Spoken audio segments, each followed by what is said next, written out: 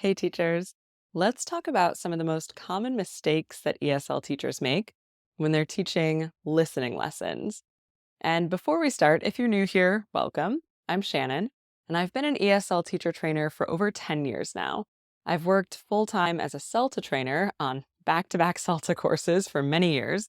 And more recently, I've trained hundreds of teachers through my online programs at TEPLHorizons.com. So I say that to emphasize that when it comes to teaching listening lessons, I've seen it all, the good, the bad, the confusing, and everything in between. And these are the most common mistakes that I've seen teachers make and what to do instead. So let's get started.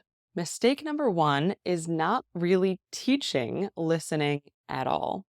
For newer teachers, especially, I think it can be really easy to fall into this trap of thinking that every lesson should revolve around teaching the students new grammar or teaching the students new vocabulary words. And obviously, both of those things are important when it comes to being more confident in English. But don't forget that becoming proficient in any language really involves much more than just learning individual words and memorizing the correct grammatical structures. Becoming confident in a language involves building certain skills as well. Skills like listening comprehension, reading comprehension, speaking fluency, and writing fluency. So if we take listening comprehension, then obviously, yes, a part of that involves being able to understand the individual words that someone is saying to you or that you're hearing, and of course, being familiar with the grammatical structures that you're hearing. But it's about a lot more than that as well. It's things like being able to understand the speaker's attitude based on the tone that they're using.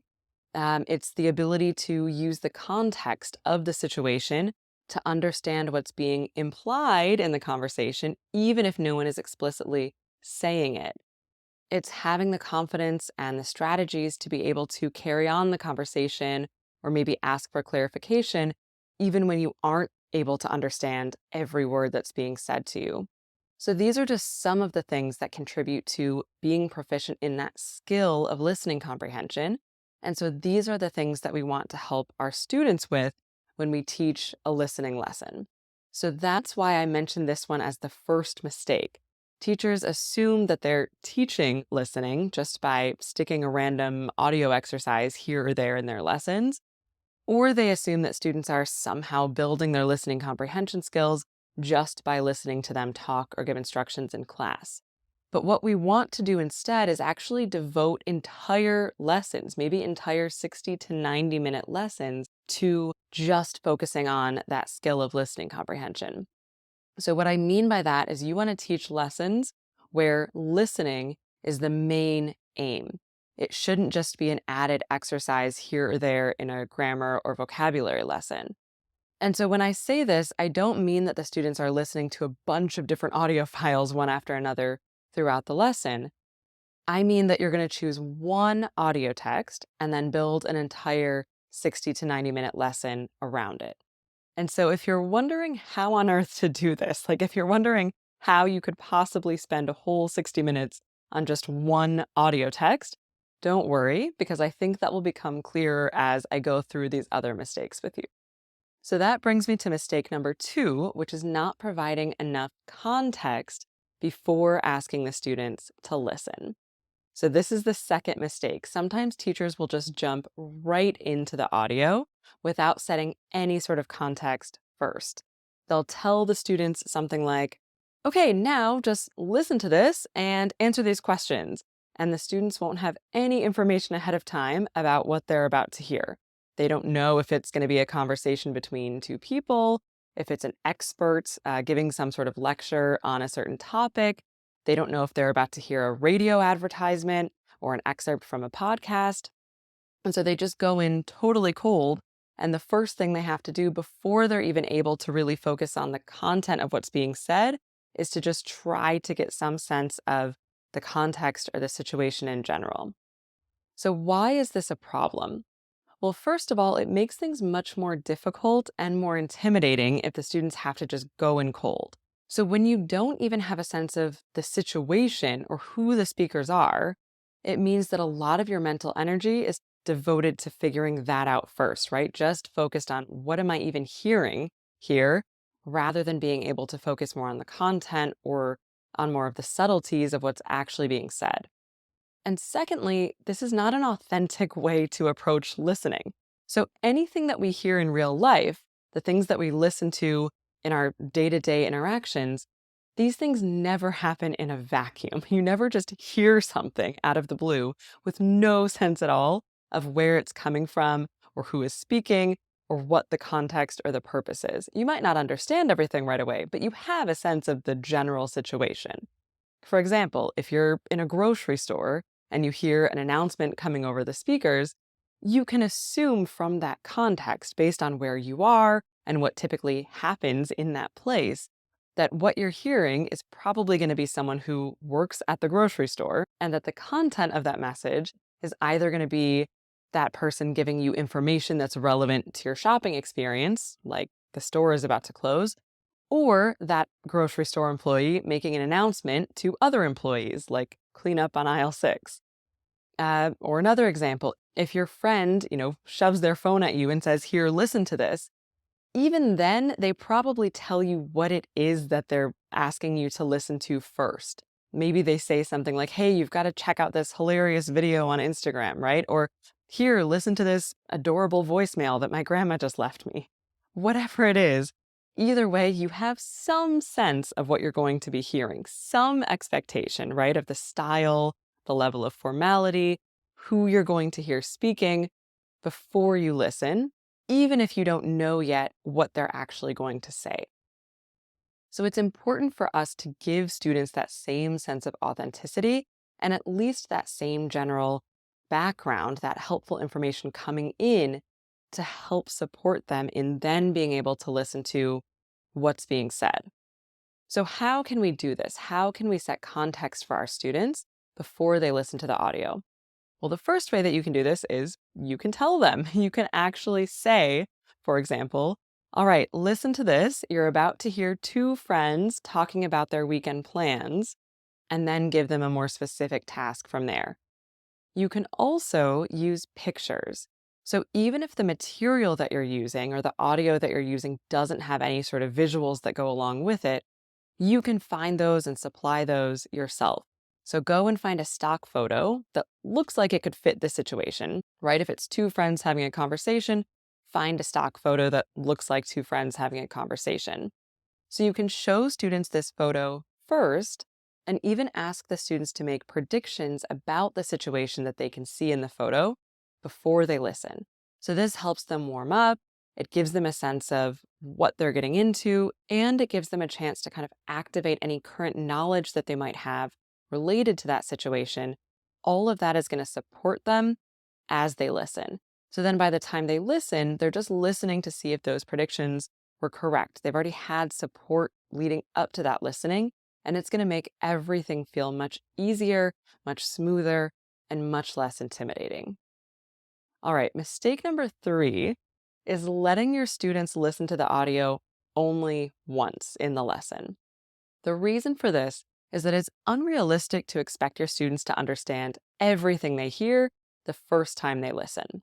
And so if you only let them listen one time, you're really missing out on this opportunity, or essentially you're robbing your students of this opportunity for true listening comprehension practice and development. Now, just a quick aside here, if you're preparing students for a big proficiency exam like TOEFL or IELTS, I know that's a little bit different because in those exams, students usually do only get to listen to the audio once, right, in a testing situation. So that's different than teaching English in a general sense. If you're helping students with preparing their listening skills for an exam, okay, then yes, that's different, and you need to approach that lesson differently. It's exam prep, it's not preparing students for listening skills in the real world. But if this is just a general English class or a business English class or really any situation other than exam prep, then a good rule of thumb is students should be able to listen to the same audio track at least twice, but most likely 3 or 4 or maybe even more times than that within the course of that lesson. And this leads me to the next mistake, which is mistake number 4, not setting a clear task before each listening stage. So we know now that the students need to listen to the same audio multiple times, but each time they listen, they need to have a clear task set for that listening. Essentially, they need to know what they're listening for as they go into the listening. If you simply tell your students, here, listen to this, right? You're going to hear two friends having a conversation about their weekend plans. Listen. Then for me, kind of a logical response to that is, why? Like, okay, I'm listening to these two friends talk about their weekend plans. For what purpose? Like, what am I supposed to be getting out of this? Also, if you don't give students any sort of listening task or tell them what to listen for before they start listening, it can be additionally intimidating. So imagine that you're a student in a lesson, you know the teacher is about to play an audio track, and you know that the teacher is going to ask you some comprehension questions as soon as the audio track is finished, but you have no idea what the questions are going to be. You know you're going to be asked a bunch of questions, but you have no idea what they are. So as you're listening, of course, you're going to try to strain and listen for every single word, every single detail, hoping that whatever you're asked, you're going to be able to get those questions right. And you're probably going to be feeling pretty stressed every time you miss a word or don't understand something because, oh my gosh, what if that's one of the things that you get asked about? So in fact, you might be trying so hard to listen for every single individual word that you're not even really able to comprehend the overall main idea of what's going on in that conversation or in that situation. This is how our students often feel when we don't give them any task for the listening before we push play on that audio track. On the other hand, by setting the task before students listen, it takes a lot of the pressure off. The situation for them becomes a lot more manageable because they know now that they don't have to listen for every single word. They don't have to understand every single detail. They only need to understand enough to do the task that you've already set, right? To answer the question or the questions that you've already given them. So now they have a clear goal. They're not overwhelmed by trying to understand everything. They're only trying to understand that little bit that's enough to do the task. And so this ties right back into that practice I mentioned of letting students listen to the same audio track multiple times, basically in multiple stages of your lesson. So the first time students listen to the audio, the task that you set for them should be easier and more general rather than starting them off with a task that's more detailed and more challenging. So instead of asking students super specific or detailed questions right off the bat, start with more general questions or even a more general question, right? One single more general task so that students go into listening that first time knowing that they don't have to understand very much at all. They should only have to understand enough to do that initial, more general task. From there, once students feel confident with that, you can progress to those more detailed or more complex questions, again, about the same audio file, after your students have had that opportunity to do an easier listening task first and build their confidence. So the idea here is that each time students listen, right, the task gets a little more complicated, a little more challenging, and so they're really developing step by step rather than feeling like they just have one chance to get everything and that's it, right? It's sort of pass or fail from the beginning. Okay, and all of that brings me to the final common mistake that I see in listening lessons, which is mistake number 5, focusing on perfection instead of progress, or even focusing, we could say, on product instead of process. So remember, it's unrealistic to expect your students to understand the audio completely the very first time they hear it. And it's probably even unrealistic to expect your students to understand everything the second or third or maybe even 10th time they hear the audio, right? So therefore, our goal at the end of a listening lesson is not for students to walk away being able to recite every word from the audio or feel like they understood every single detail.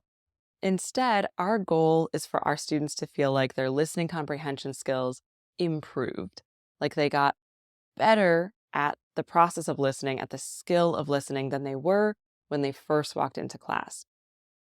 So that's why we want to keep our focus on the process of listening, the development of students' comprehension, rather than focusing on this impossible final result of understanding everything perfectly. Because again, that's not what it's about. Our goal is not teaching students to memorize this one audio track. Our goal is to send students out into the world with skills that are going to help them function, with skills that are going to help them listen to things and comprehend them better in the real world and function like that, even if they didn't understand every single thing.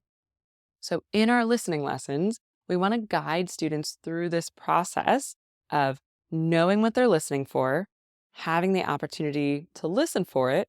We see how much they understood. If they need to listen again just for that task, right at that stage, they can.